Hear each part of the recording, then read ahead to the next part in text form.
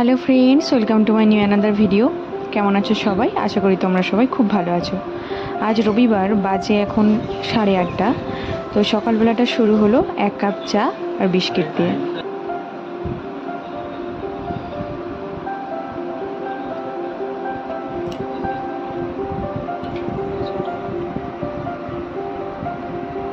তারপরে চা বিস্কিট খেয়ে স্নান সেরে ব্রেকফাস্ট করে দুপুরে রান্নার জন্য সবজিগুলো কেটে নিয়েছি।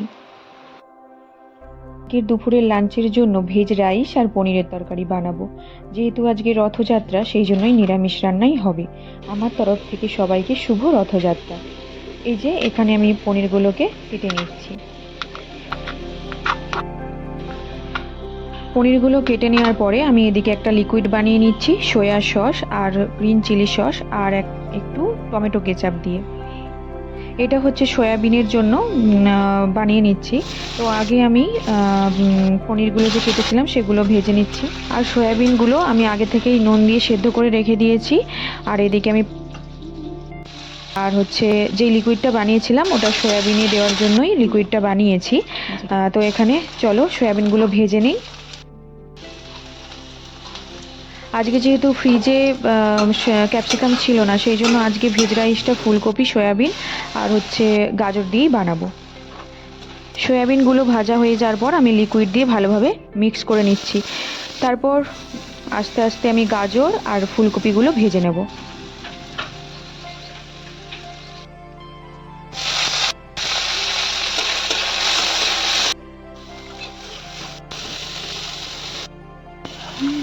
ফুলকপি আর গাজরগুলো আমার সব ভাজা হয়ে গিয়েছে। এরপর গোলমরিচগুলোকে আমি কড়াইয়ে একটু গরম করে শিলে গুঁড়িয়ে নিয়েছিলাম। তারপর একটা বাটিতে গোলমরিচ গুঁড়ো আর সয়া সস, টমেটো কেচাপ আর গ্রিন চিলি সস দিয়ে ভালো করে মিক্স করে নিচ্ছি। এরপর পরিমাণ মতো লবণ আর পরিমাণ মতো হিং দিয়ে দেবো। তারপর কড়াইতে তেল দিয়ে তেলটা ভালো করে গরম করে ওই লিকুইডকে ভালোভাবে তেলে নেড়ে নিয়েছি। এরপর ভাজা সবজিগুলো আর সয়াবিনগুলোকে দিয়ে আবারও ভালোভাবে মিক্স করে নেব। তারপর দিয়ে দিলাম পরিমাণ মতো কাশ্মীরি লঙ্কার গুঁড়ো, এটা দিয়েছি কালারের জন্য। আর তারপর সেদ্ধ করা রাইসগুলো দিয়ে দিচ্ছি। এরপর ভালোভাবে মিক্স করে নেব।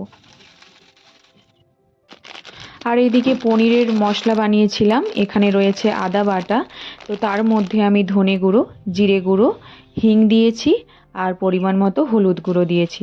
আর অন্যদিকে আমি কাজু, পোস্ত, চালমগজ বেটে নিলাম।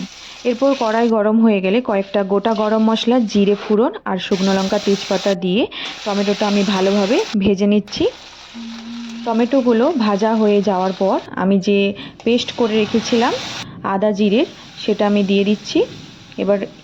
এরপর ভালোভাবে কষিয়ে নেব। কষা হয়ে যাওয়ার পরে আমি যে পেস্ট করে রেখেছিলাম শিলে কাজু, পোস্ত, চালমগজ বাটা, সেটা দিয়ে দেবো। আবারও ভালোভাবে কষিয়ে নেব।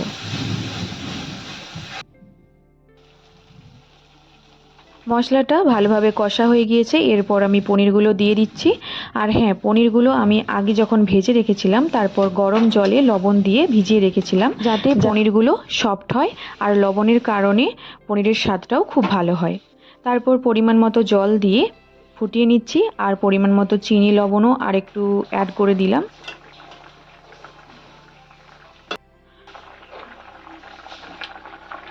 পনিরের তরকারিটা আমার রান্না হয়ে গিয়েছে। এরপর লাস্টে কসুরি মেথি দিয়ে আমি তরকারিটা নামিয়ে নিয়েছি। আজকের ভিডিও এখানেই শেষ করছি। ভিডিওগুলো ভালো লেগে থাকলে লাইক, শেয়ার অ্যান্ড সাবস্ক্রাইব করে দিও সবাই। আবার দেখা হবে পরবর্তী একটা নেক্সট ভিডিও নিয়ে। সবাইকে টাটা।